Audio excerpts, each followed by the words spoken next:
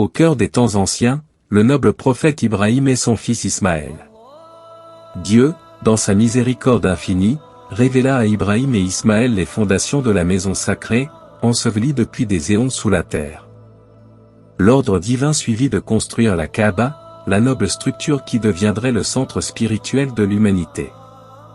Ismaël s'attelait à rassembler les pierres, les apportant à Ibrahim qui, avec une dévotion inébranlable, élevait la construction.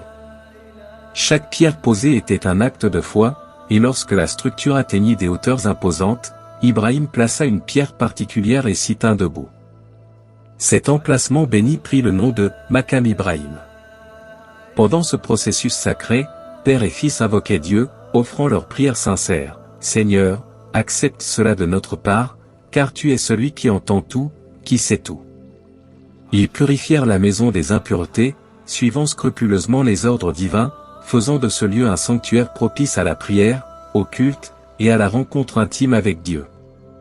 Au cours de cette édification, Ibrahim et Ismaël implorèrent Allah de faire de leur descendance une nation soumise, vouée à l'unicité divine, sans partenaire. La réponse divine fut prompte, façonnant la descendance d'Ismaël, les Arabes, en une communauté unie.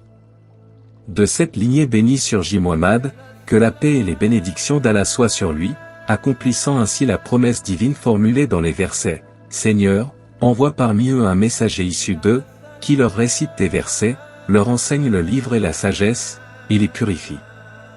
Tu es certes le puissant, le sage. Ainsi se déploya la trame captivante de la construction de la Kaaba, tissée de foi, de dévotion et de l'accomplissement des desseins divins.